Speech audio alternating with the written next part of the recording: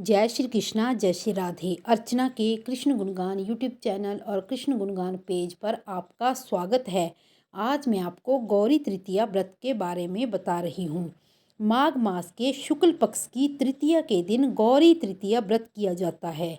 इस व्रत को गौंत्री के नाम से भी जाना जाता है। इस साल गौरी तृतीया व्रत 1 फरवरी शनिवार को है। गौरी तृतीया पर शिव और पार्वती का पूजन किया जाता है और मान्यता है कि वैवाहिक जीवन में सुख समृद्धि प्राप्त करने के लिए शिव और देवी पार्वती का व्रत और पूजन गौंत्री व्रत में किया जाता है। इस दिन विधि पूर्वक व्रत रखकर पूजा और कथा सुनना अनिवार्य है। ऐसा करने से माता पार्वती का आशीर्वाद प्राप्त होता है और सौभाग्य में वृद्धि होती है। आइए जानते हैं कि पंचांग के अनुसार गौरी तृतीया की तिथि और इसका महत्व। पंचांग के अनुसार गौरी तृतीया की तिथि 31 जनवरी को 2:01 पर शुरू हो जाएगी और 1 फरवरी को इसका समापन 11:39 को होगा। इसके बाद चतुर्थी तिथि है। इस कारण उदय तिथि के आधार पर गौरी तृतीया का व्रत 1 फरवरी शनिवार को है। 1 फरवरी को ही गौरी तृतीया का व्रत रखा जाएगा। गौरी व्रत रखने से स्त्रियों को सुख और सौभाग्य की प्राप्ति होती है। यह व्रत माघ महीने के शुक्ल पक्ष की तृतीया को रखा जाता है। पौराणिक कथा के अनुसार इस व्रत के प्रभाव से दक्ष प्रजापति को सती जैसी पुत्री मिली थी। सती ने भगवान शिव को पति रूप में पाने के लिए कठोर तपस्या की थी। गौरी माता सती का ही नाम है और एक अन्य पौराणिक मान्यता के अनुसार माघ शुक्ल तृतीया को ही भगवान शंकर और सती का विवाह हुआ था। इस दिन गौरी व्रत रखने से उत्तम सौभाग्य की प्राप्ति होती है। गौरी तृतीया व्रत पर सुबह स्नान करके माता गौरी का श्रृंगार किया जाता है। माता गौरी की पूजा हमेशा भगवान शिव के साथ की जाती है। गौरी तृतीया व्रत पर शिव गौरी को फल, फूल और मिठाई अर्पित किए जाते हैं और साथ में सौभाग्य की प्राप्ति के लिए गौरी तृतीया पर माता गौरी को श्रृंगार का सम्मान भी अर्पित किया जाता है। गौरी तृतीया का व्रत कथा सुनने के बाद ही पूर्ण होता है। अब मैं आपको इसकी व्रत कथा सुनाती हूँ। एक बार भगवान शंकर तथा पार्वती नारद जी के साथ भ्रमण को निकले। चलते चलते वे चैत शुक्ल तृतीया के दिन एक गांव में पहुँच गए। उनके आगमन का समाचार सुनकर गांव की श्रेष्ठ कुलीन स्त्रियां उनके स्वागत के लिए स्वादिष्ट भोजन बनाने लगी। भोजन बनाते बनाते उन्हें काफ़ी विलंब हो गया, किंतु साधारण कुल की स्त्रियां श्रेष्ठ कुल की स्त्रियों से पहले ही थालियों में हल्दी तथा अक्षत लेकर पूजन हेतु पहुंच गई। पार्वती जी ने उनके पूजा भाव को स्वीकार करके सारा सुहाग रस उन पर छिड़क दिया। वे अटल सुहाग प्राप्ति का वरदान पाकर लौटी। तत्पश्चात उच्च कुलीन कुल की स्त्रियां अनेक प्रकार के पकवान लेकर गौरी जी और शंकर जी की पूजा करने पहुंची। सोने चांदी से निर्मित उनकी थालियों में विभिन्न प्रकार के पदार्थ थे। उन स्त्रियों को देखकर भगवान शंकर ने कहा कि तुमने सारा सुहाग रस तो साधारण कुल की स्त्रियों को ही दे दिया, अब इन्हें क्या दोगी? पार्वती जी ने उत्तर दिया कि हे प्राणनाथ, आप इसकी चिंता मत कीजिए।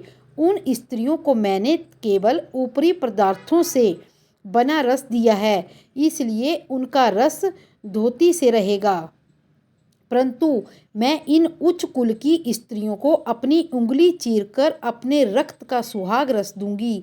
यह सुहाग रस जिसके भाग्य में पड़ेगा वह तन मन से मुझ जैसी सौभाग्यवती हो जाएंगी। जब स्त्रियों ने पूजन समाप्त किया और पार्वती जी ने अपनी उंगली को चीरकर उन पर छिड़क दिया, जिस जिस पर छींटा पड़ा उसने वैसा ही सुहाग पा लिया। तत्पश्चात भगवान शिव की आज्ञा से पार्वती ने नदी तट पर स्नान किया और बालू की शिव मूर्ति बनाकर पूजा करने लगी। पूजा के पश्चात बालू के पकवान बनाकर शिवजी को भोग लगाया। प्रदक्षिणा करके नदी तट पर मिट्टी से माथे पर तिलक लगाकर 2 कण बालू का भोग लगाया। इतना सब करते करते पार्वती जी को काफ़ी समय लग गया। काफ़ी देर बाद जब वो लौटकर आई तो महादेव ने उनसे देरी से आने का कारण पूछा। उत्तर में पार्वती जी ने झूठ ही कह दिया कि वहाँ मेरे भाई और भावज आदि मायके वाले मिल गए थे, उन्हीं से बातें करने में देर हो गई। परंतु महादेव तो महादेव थे, वे कुछ और ही लीला रचना करना चाहते थे। अतः उन्होंने पूछा कि तुमने नदी के तट पर पूजन करके किस चीज का भोग लगाया है और स्वयं कौन सा प्रसाद खाया था। स्वामी पार्वती जी ने पुनः झूठ बोल दिया कि मेरी भावज ने मुझे दूध भात खिलाया, उसे खाकर मैं सीधी यहाँ चली आ रही हूँ। यह सुनकर शिवजी भी दूध भात खाने की इच्छा के लालच में नदी तट की ओर चल गए। पार्वती दुविधा में पड़ गई और उन्होंने मौन भाव से भगवान भोले शंकर का ध्यान किया और प्रार्थना की, हे भगवान, यदि मैं आपकी अनन्य दासी हूँ तो आप इस समय में मेरी लाज रखिए। यह प्रार्थना करती हुई पार्वती भगवान शिव के पीछे पीछे चलती रही। उन्हें दूर नदी के तट पर माया का महल दिखाई दिया। उस महल के भीतर पहुंचकर वे देखती है कि शिवजी के साले और सारा परिवार वहां पर उपस्थित है।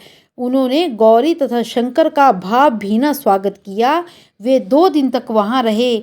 तीसरे दिन तक पार्वती ने शिवजी से चलने के लिए कहा। शिवजी तैयार न हुए, वे अभी और रुकना चाहते थे। तब पार्वती रूठकर अकेली ही चल दी। ऐसी हालत में भगवान शिवजी को पार्वती के साथ चलना पड़ा।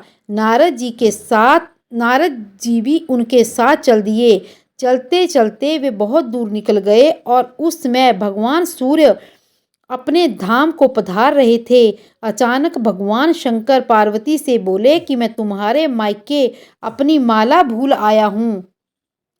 ठीक है, मैं ले आती हूँ, पार्वती जी ने कहा और जाने को तत्पर हो गई। परंतु भगवान शिव ने उन्हें जाने की आज्ञा न दी। इस कार्य के लिए ब्रह्मपुत्र नारद जी को भेजा और परंतु वहां पहुंचने पर नारद जी को कोई महल नजर न आया।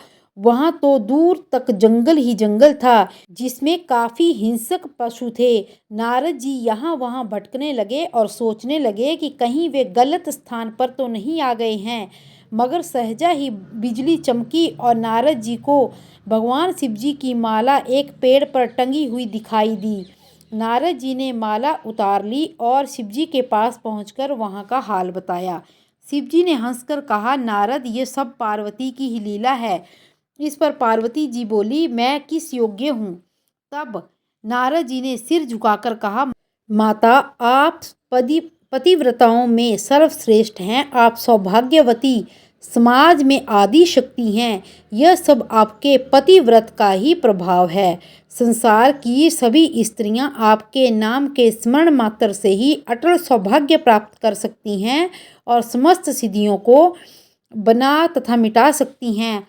आपकी भावना तथा चमत्कार पूर्ण शक्ति को देखकर मुझे यह प्रसन्नता हुई। मैं आशीर्वाद रूप में कहता हूँ कि जो स्त्रियां इसी तरह गुप्त रूप से पति का पूजन और मंगल कामना करेंगी, उन्हें महादेव से दीर्घायु वाले पति का संसर्ग मिलेगा।